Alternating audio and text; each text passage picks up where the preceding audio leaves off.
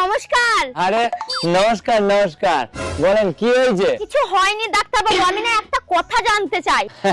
আচ্ছা আচ্ছা, কি কথা জানতে চাও বলো। তোমরা অপারেশন করার সময় সব রোগীকে অজ্ঞান করে দাও কেন? এই বাবা, আরে অজ্ঞান যদি না করে দিই তাহলে তো ওরা আবার অপারেশন করা শিখে যাবে না।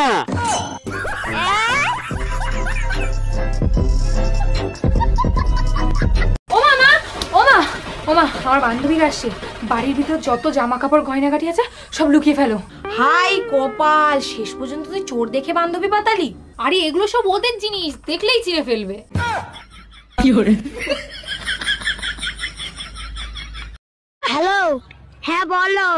আজ তুমি পালাবা বললে, যাবো কি করে? ঘরে তো দাদা তালা মেরে দিয়েছে, তাই আমি যেতে পারবো না। কি গুড্ডা ডিরাম ঘরে তালা মেরেছে? ঘরের তালা ভাঙবো, তোমায় আমি আনবো, অত্যাচারী ভাইয়ের শাসন মাথা পেতে নেব না, তোমার আমার প্রেম দিদা যেতে দেব না। তুমি জানো দাদা বলছে তোমার স্বভাব চরিত্র খারাপ। কি? আমার স্বভাব চরিত্র ফুলের মতন পবিত্র, তোমার ভাই কেমনে জানলো আমার চরিত্র বিচিত্র? তোমার ভাইয়ের চামড়া তুলে নেব আমরা, অত্যাচারী ভাইয়ের শাসন মাথা পেতে নেব না, তোমার আমার প্রেম দিদা যেতে দেব না। সেফান বলো মশা। মোচা তেলাপোকা। টপ টপ টা তেলাপোকা। টপ টপ টা তেলাপোকা। টপ টা। আব্বা, একটা কথার উত্তর দাও। কি কো? তুমি আঙ্গ মারে কত বছর বয়সে বিয়ে করছিলে? কে 10-12? আমার বয়স কত? 22 চলে। ওই হুমুন্দির বাচ্চা, তোর মেয়ের বাচ্চা বাচ্চালে বিয়ার বয়স হয়েছে চোখে পড়ে না? আচ্ছা ভাবি, নিচে 8-10টা ছেলে মেয়ে দুষ্টুমি করতেছে, ওগুলো কি সব আপনার ছেলে মেয়ে? অরুণ ভাই, সবগুলো আমার ছেলে মেয়ে। কেন, আপনার সাথে কোনো বেয়াদবি করছে নাকি? না ভাবি, বিয়াদবি করে নাই। আপনি এই জামানায় 8-10টা ছেলে মেয়ে নিলেন, ভাইরে কিছু বলতে পারলেন না? অরুণ ভাই, আপনার ভাইকে অনেকবার বলছি, কিন্তু সে তো কানে শুনে না, জন্মগত বয়রা।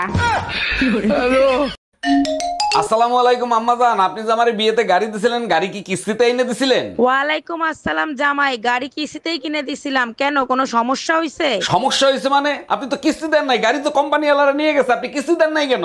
আরে জামাই, বিয়েতে তো গাড়ি দেওয়ার কথা ছিল, কিস্তি দেওয়ার কথা তো ছিল না।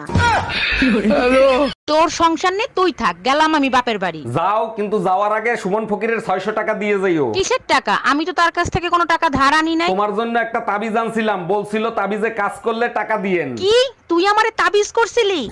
অরুণ ভাই, আপনার নামে কি শুনলাম? আপনি এতটা খারাপ আমি জীবনে ভাবতেও পারি নাই। ভাবি, আপনি রুম্পা ভাবির কথায় কান দিয়েন না, সে যেটা দেখছে সেটা ভুল দেখছে। অরুণ ভাই, রুম্পা ভাবি ভিডিও দেখাইছে, আপনি এক এক দিন এক এক মেয়ের সাথে ঘুরেন। প্লিজ ভাবি, আপনি একটু রুম্পা ভাবিরে বুঝান, আমি অটো রিকশা চালাই, ওরা আমার প্যাসেঞ্জার।